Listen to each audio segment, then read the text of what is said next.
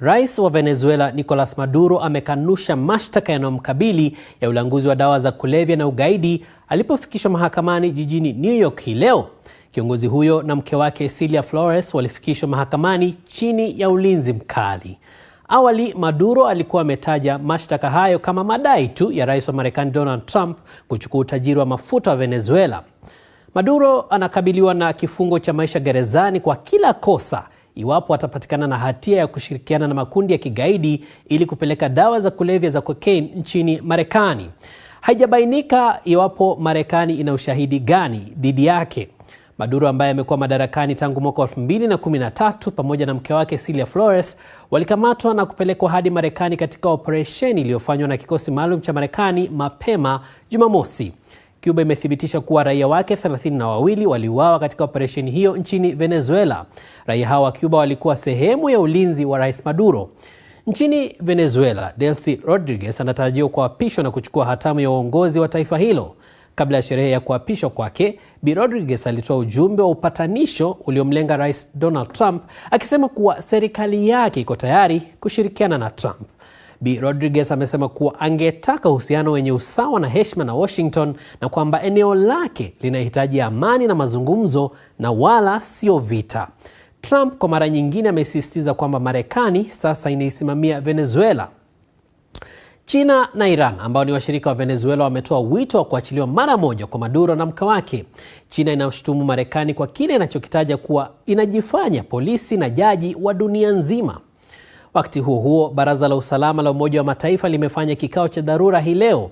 Katibu katika baraza hilo, Rosemary DiCarlo, ameelezea wasiwasi wake kuhusu jinsi hatua ya kijeshi ya Marekani inavyoweza kubadilisha masuala ya uhusiano wa kimataifa kati ya nchi mbalimbali. Amesema hali nchini Venezuela ni ngumu kwa sasa, ila inawezekana kuzuiwa isiwe mbaya zaidi.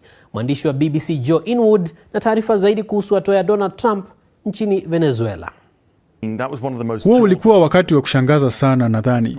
Katika mkutano huo wa waandishi wa habari uliofanyika Jumamosi aliposema, sasa tunaitawala Venezuela. Kwanza kabisa, ukweli kwamba wako wazi kabisa kuhusu nia yao ya kufanya hivyo ni wa kushangaza mno. Lakini muhimu zaidi nadhani swali ni wanapendekeza watafanyaje hilo? Kwa sababu hawapeleki wanajeshi nchini humo, ingawa hawajasema kabisa kuwa hawatafanya hivyo. Kwa mtazamo wangu, wanajaribu kutumia aina fulani ya diplomasia ya karne ya 21.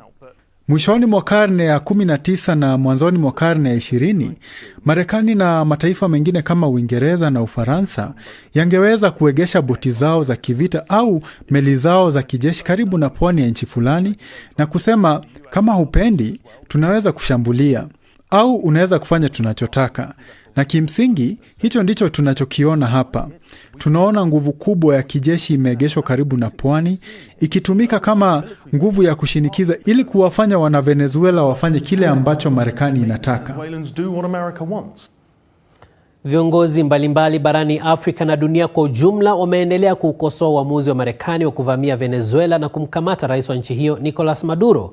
Umoja wa Afrika umeelezea wasiwasi wake kuhusu hatua hiyo ukisema, na hapa na nukuu, tunasisitiza umuhimu wa mazungumzo, kusuluhisha migogoro kwa njia ya amani na kuheshimu mifumo ya kikatiba na kitaasisi, ujirani mwema, ushirikiano na utangamano wa mataifa kwa njia ya amani. Mwisho wa nukuu. Jumuiya ya Maendeleo ya Afrika Magharibi ECOWAS nayo imesema kwamba hatua za kukabiliana na uhalifu wa kimataifa kama vile ugaidi na ulanguzi wa dawa za kulevya zinafaa kufanyika kwa mujibu wa sheria za kimataifa zilizopo. Mwisho wa nukuu. Afrika Kusini nayo imetaja hatua ya Marekani kama uvamizi wa kijeshi, huku taifa jirani la Namibia likisema hatua hiyo ni kukiuka uhuru wa Venezuela kama taifa. Wataalamu wa sheria za kimataifa pia wamekuwa wakitoa maoni yao kuhusu uhalali wa hatua ya Marekani. Samia Wami anaangazia maswali hayo ya kisheria na majibu yake.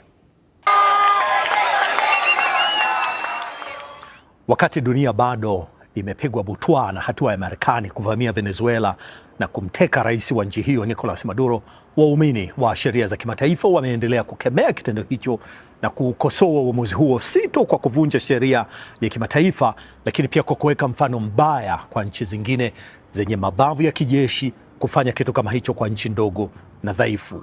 Nchini Marekani kwenyewe, Trump analaumiwa kwa kukosa kibali hata cha bunge tu la Congress, na hivyo kukosoa uhalali wa kisheria hata kwa ndani tu ya nchi yake mwenyewe katika kutekeleza uvamizi alioufanya. Sasa maswali ni mengi yanaendelea kuibuka juu ya mustakabali wa Venezuela baada ya kiongozi wao kunyakuliwa, lakini yapo baadhi ya awali ambayo majibu yake yako wazi kwa mujibu wa wataalamu wa sheria ya kimataifa. Kwa mfano, ni mazingira gani ambayo sheria ya kimataifa inaruhusu nchi moja kuvamia nchi nyingine kama ambavyo Marekani ilivyofanya? Jibu lake ni kwamba ni pale tu inapojilinda au kujihami kivita, au na pale ambapo wamepata ruhusa kutoka Baraza la Usalama la Umoja wa Mataifa. Venezuela haikuwa tishio la kijeshi kwa Marekani, na Marekani haikupata ruhusa kutoka Baraza la Usalama la Umoja wa Mataifa. Lakini vipi kama kiongozi wa nchi husika ni dikteta, anatesa watu wake kama ambavyo Maduro amekuwa akituhumiwa? Bado ni kinyume cha sheria ya kimataifa, na wanasheria wenyewe wanasema huwezi kuvunja sheria moja ili kusimamia sheria nyingine. Je, Maduro anaweza kushtakiwa sasa kihalali nchini Marekani? Hapana, hasa ukizingatia kwamba kisheria yeye bado ni rais wa Venezuela, na hivyo ana kinga ya kutokushtakiwa katika nchi nyingine.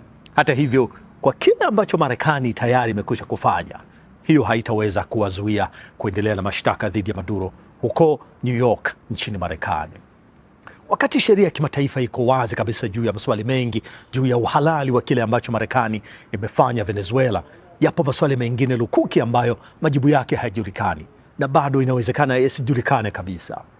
Kwa mfano, vipi kuhusu mustakabali wa ukanda mzima wa nchi zinazoizunguka Venezuela na zile ambazo Venezuela imekuwa ikishirikiana nazo kama vile Colombia, Cuba, Brazil, China na hata Urusi? Katika hili wengi wanakumbuka namna ambavyo Iraq na Libya na ukanda unaowazunguka ulivyoyumba mara tu baada ya viongozi wa nchi hizo kung'olewa madarakani kimabavu na nchi zingine. Nchi hizo hazijaimarika tena hadi hii leo. Tusalie katika taarifa hii. Je, Nicolas Maduro ni nani? Kiongozi huyo aliwahi kuwa dereva wa basi na anapenda kucheza muziki wa salsa.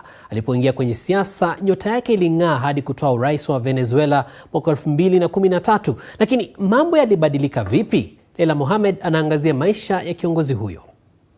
Huyu ni Nicolas Maduro. Amepigwa pingu, amefumbwa macho. Yupo chini ya ulinzi wa jeshi la Marekani. Na hapa anafikishwa kizuizini jijini New York. Picha hizi si za kawaida na zimeshtua ulimwengu wote. Rais wa nchi huru ya Venezuela amevamiwa na jeshi la Marekani na kukamatwa kama mhalifu. Sasa unaweza ukajiuliza ni uhalifu gani huo ambao rais wa Marekani Donald Trump na serikali yake wanamtuhumu nao Maduro mpaka kumtumia makomando wa jeshi na makombora makali kumkamata pamoja na mkewe. Marekani imeorodhesha mambo matatu. Mosi, kwa mujibu wa Rais Trump, Rais Maduro amewamwaga mamia ya maelfu ya wahamiaji wa Venezuela nchini Marekani. Pili, kwamba Maduro amewafungulia wahalifu kutoka gerezani na watu wenye matatizo ya afya ya akili na kuwalazimisha waende Marekani. Tatu na kubwa zaidi, kwa mujibu wa Trump, ni mapambano dhidi ya biashara ya dawa za kulevya, hasa fentanyl na kokeni, akidai dawa hizi zinatoka Venezuela na Maduro ni kinara wa genge liitwalo Cartel de los Soles ambalo linasafirisha kiasi kikubwa cha dawa za kulevya nchini Marekani. Marekani nayo inasema kwamba Maduro sasa takabiliwa na mashtaka ya ugaidi na ulanguzi wa dawa za kulevya kulingana na hati ya mashtaka iliyofunguliwa jijini New York. Mashtaka haya yamefunguliwa dhidi ya Maduro na mke wake. Maduro amekuwa akikanusha vikali madai hayo na kumshutumu Trump kwa kutaka kumng'oa madarakani ili Marekani inufaike na utajiri wa mafuta ya Venezuela. Lakini Maduro ni nani? Nicolas Maduro aliwahi kuwa dereva wa basi katika jiji kuu la Venezuela, Caracas, na kisha kujihusisha na masuala ya kupambania haki na maslahi ya wafanyakazi. Hatimaye siasa za nchi zilimvutia na akapanda madaraka hadi uongozi wa nchi mnamo mwaka 2013 alipomrithi mwalimu wake wa siasa na rais wa zamani Hugo Chavez. Uongozi wake ulikumbwa na mdodoro wa uchumi na uhaba mkubwa wa huduma zote muhimu. Maduro ameiongoza Venezuela kwa mkono wa chuma kwa kuzidhibiti taasisi zote ikiwemo mahakama, tume ya uchaguzi na jeshi la nchi. Pia amewazamia na kuwafunga wanaopinga uongozi wake.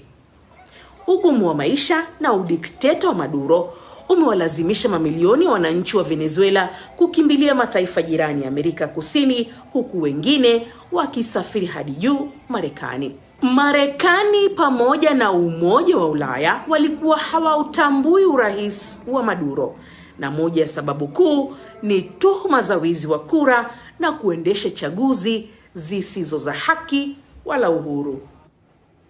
Taarifa hiyo ya Leila Mohamed inatukamilishia taarifa yetu kuu usiku huu.